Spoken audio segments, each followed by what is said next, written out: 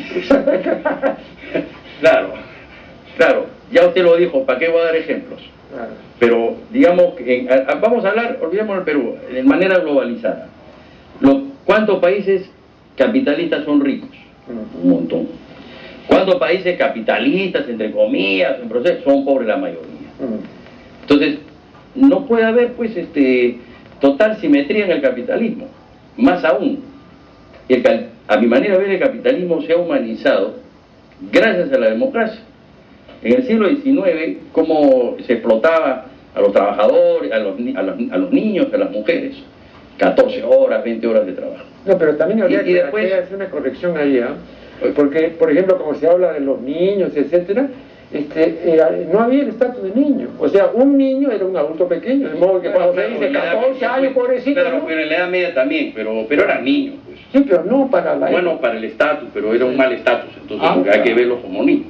En todo caso. ¿Cuándo comenzó el siglo del niño? En Suecia. Pero eran niños y tendrían la misma psicología de un niño. No podemos tratar a un niño como lo tratamos a un adulto, lo tratamos como adulto. En la Edad Media también, ¿no? Bueno, pero el problema era la explotación. Entonces, ¿qué vino?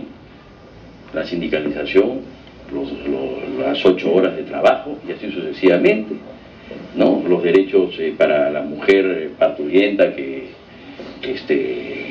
tiene derecho al descanso antes y después, en fin, una serie de derechos sociales en el campo laboral que son productos de la democratización.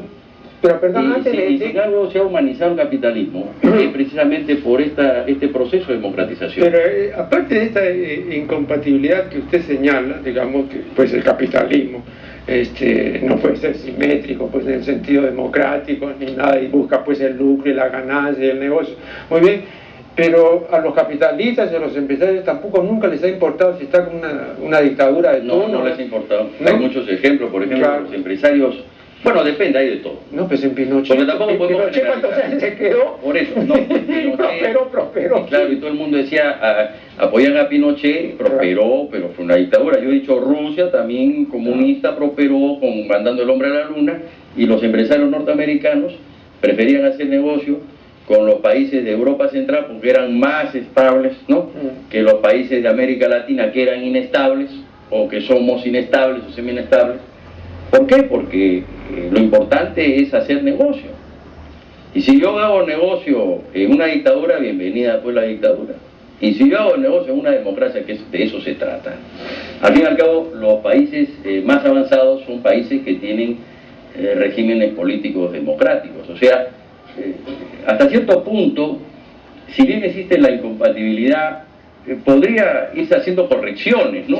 Ciertos gobiernos democráticos para adentro, como usted lo cita por ahí, pero, bueno, pero no para el exterior. Bueno, imagínese Estados Unidos. No, pero sí, claro, Estados Unidos.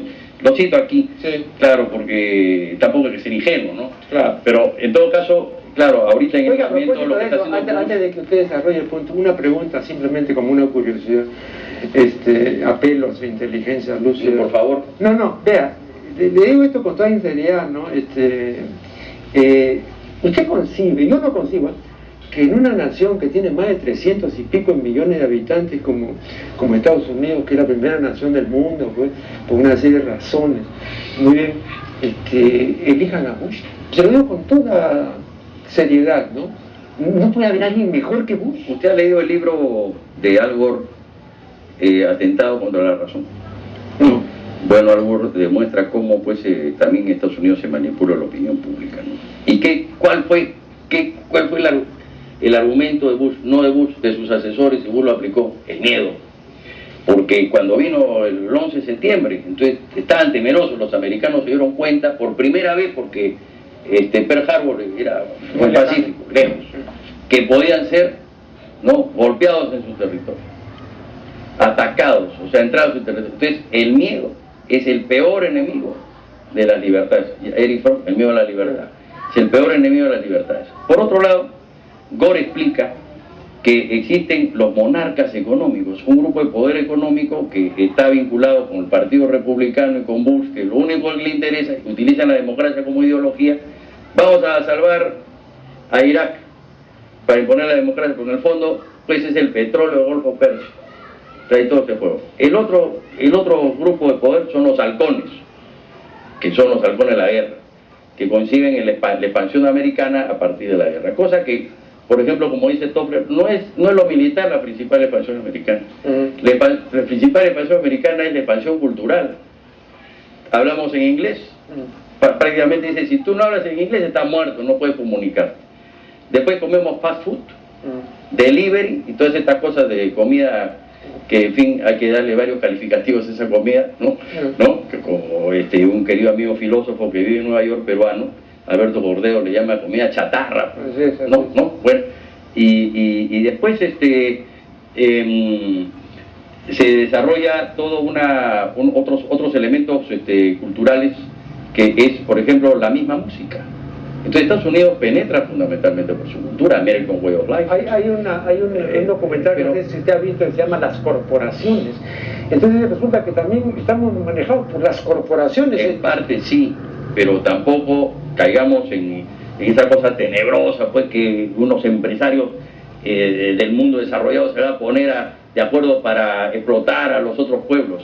Existe lo que... pero me parece ingenuo pensar que no, claro, va a ser así, ¿no? No, pero perdón, vamos por partes. Existe lo que Perú llama la empresa de structure, o sea, el agarro estructural, que al margen de sectores que quieren tener ganancias y beneficios, hay un condicionamiento sociocultural, y aquí está precisamente la ideología, porque los valores del capitalismo, las creencias del capitalismo, se imponen como si fueran creencias universales.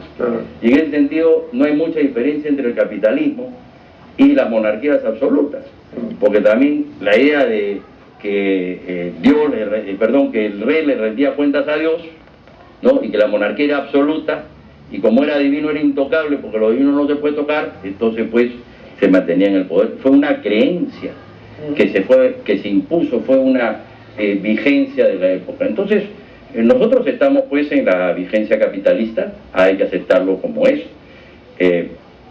pero evidentemente a nadie se le ocurriría en su sano juicio decir pues que el capitalismo es simétrico, ¿no? No, claro. Pero se puede encontrar ciertos elementos de simetría. Por ejemplo, si el mercado fuera perfecto, ¿no? Si el mercado fuera perfecto, entonces yo vendo, me dan esto por el mismo valor, etcétera, ¿no?